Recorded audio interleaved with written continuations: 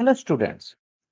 So today in this video we will learn how to measure low resistances. Low means I am saying below 1 ohm. Low resistances using a Kelvin's double bridge experiment. So in our last lab we have seen that how to measure medium resistances using a simple Wheatstone bridge. So today it is time to measure low resistances using a Kelvin's more sophisticated Wheatstone bridge. I can say it is a Kelvin's double bridge experiment. Now, I will not talk much about the theory of this Kelvin's double bridge. I presume that you already know about Kelvin's double bridge from your theory courses. If you know, then it is very good. If you do not know the about the Kelvin's double bridge, don't worry, it will be covered very soon. Okay. So now let me share my screen. We will understand how this Kelvin's double bridge actually works. Okay. So I hope all of you can see my screen right now. Yeah. So here you can see, if you consider the black wires only, then you will find a Wheatstone bridge, right? Where P, capital P and capital Q, these are the two known resistances. Capital R is one variable resistance and capital S is the unknown resistance.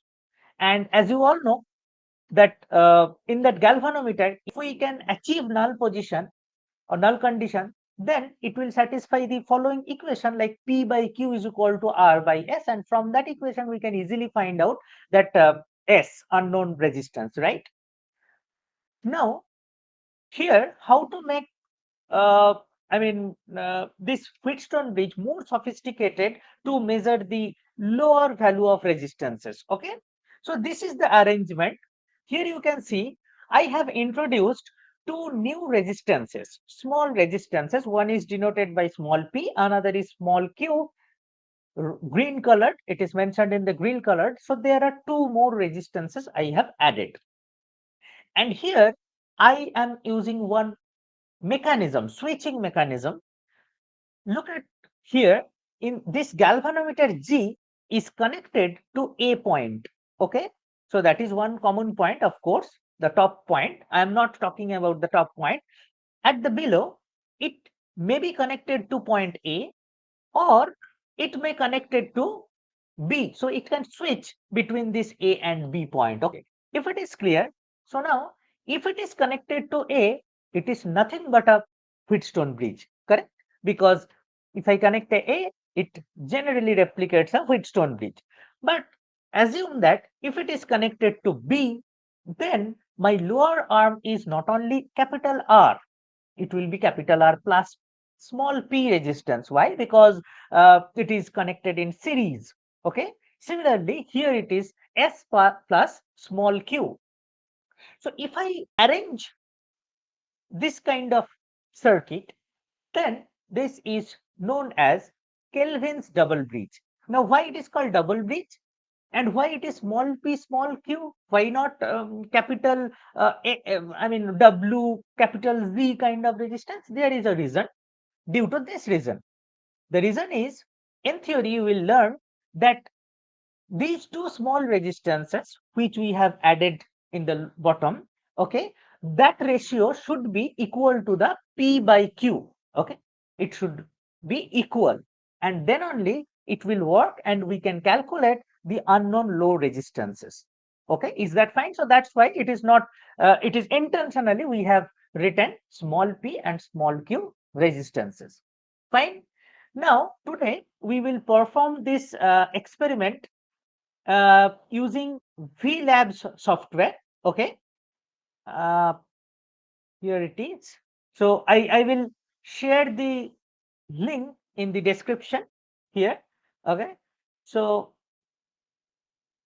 this is the aim of our experiment, to study the Kelvin double bridge for low resistance measurement. This is the actual circuit diagram. It looks like this, and then some theory is related to the circuit, and they have ultimately derived the equation number 2.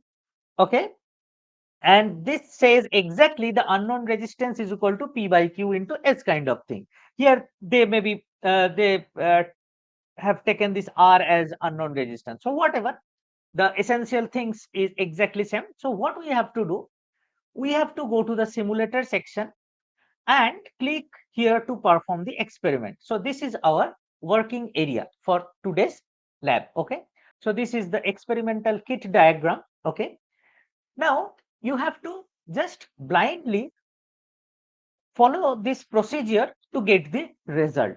Okay, but before blindly following this procedure, I want to discuss two or three points here.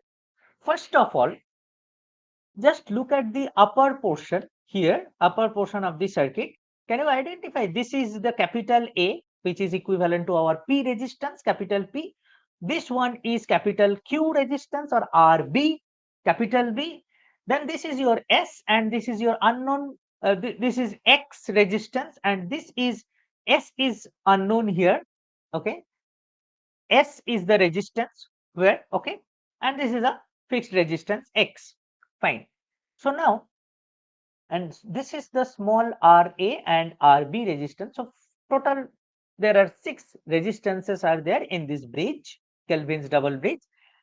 And since the ratio arms we are using 2 times, that means capital P, capital Q and small p, small q. So 2 times we are using that ratio arms 2 times. So that's why it is called Kelvin's double bridge. Okay, that is the first point. Second point is, now if you can see here, all 4 resistances are at 1 ohm. Fine. So it is in balance condition, kind of balance condition. Okay. If I switch it on, then you can see it is in balance condition maybe. Okay, but it is preferable that we can keep it like all are 1000 or all are 100. Don't use 1111. Why? Because you will see, you will experience that after doing some 2 or 3 readings. After taking, you will experience that if you take 1111, then it is very difficult to getting the null position. So it is better to set these values little bit higher value, maybe 100 or maybe 1000. So I am directly trying with 1000. Okay, you can also take 500 or any other values. For the first time, for illustration, I am taking 1000. So that is the first initial step, or this is my second point. And the third point is, see the lower circuit, only this one. That means one ammeter is connected here, and this ammeter measures the current basically through this path.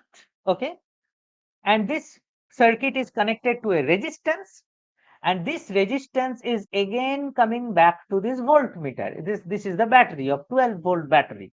Now suppose this is a 1 ohm resistance and 12-volt battery, so of course the current will be 12 ampere, correct? So but this ammeter dial is ranging from -6 to +6. So that means your reading, it is not possible to showing here. So it will be the at this position. Okay, so let me switch on the circuit. So this is the kit power supply. So if I switch on the circuit, then the whole setup is now activated. Now see here, what you can see, 12-volt battery is connected to 1 ohm, and it is short means this connection is now established. So it is showing 12 uh, ampere, but the needle is at 6 because the maximum value is 6. Now read out this procedure and just follow the procedure. Set the voltage V is equal to 12 volt. Already it is there. Okay, and then switch on the board. Already we have switched on the board. Keep switch S in short mode. Switch S is already in short mode. Okay, and adjust the rheostat RS. So this is the rheostat to maintain current 2 ampere. So we need 2 ampere here. 2 ampere here. It is now 12 ampere. So how to make it 2 ampere? By using 6 ohm, right? 12-volt battery is there, 6 ohm. If I use, then of course it will be 2 ampere. So make it 6. So if you click on here, or you can directly type it here 6 and see it is set to 2 ampere. So first part is done. So I am showing you for 2 ampere, you have to do the same experiment for 3 ampere, 4 ampere and 5 ampere with different resistance values. Okay. Now go to the second point. Then set the switch S to open mode. Click on the here and switch it to open mode. Open mode means this connection have gone. So it is a kind of open circuit. Now, if it is an open circuit, there should not be any current flow, correct? And that's why logically it is giving 0 ampere flowing here. Okay. Okay. Set the low resistance, which is unknown basically, within 0.001 to 0.01. So that is the range. By sliding this switch, set the unknown resistance S. Here you can see here there is a sliding switch. If you slide it, then you can see here the number is changing, correct? It is in fractional value. So for simplicity, I am taking it 0.01, the maximum value 0.01. But no matter, you can also take any other value. Let's say 0.0. At this extreme, it will be 0.001 kind of thing. Okay. Or at the right extreme, it will be 0.01. I have selected 0.010. I think it is clear. So now my second point is also done. Next, in the third point, then set the switch S to bridge mode. Now, if I click on the to bridge mode, that means now my 2 ampere current is flowing through the circuit. I don't know what is the exact part. Either it will be here or it will be in this way. I don't know. Okay. But since it is open, so that means this will not work. It will simply a Wheatstone bridge kind of circuit. Okay. So this switch K is basically that galvanometer connecting switch. Okay. I hope you understand. If you select two bridge, then see in general, I am saying you will get some deflection. You will get some deflection. Okay. And you have to nullify it. You have to make it 0 point all zeros, almost all zeros, or you can take 0.000, then the last digit. That means up to fourth decimal places, it should be 0. But wow, nice. It is a great thing that we have already, there is no issue. Already it is 0.00000. So there is no need to worry. That part is done. So we do not have to vary RARB or these resistances. Okay. If it is not in null condition, then we have to vary these resistances. Now there are two ways to changes this resistances.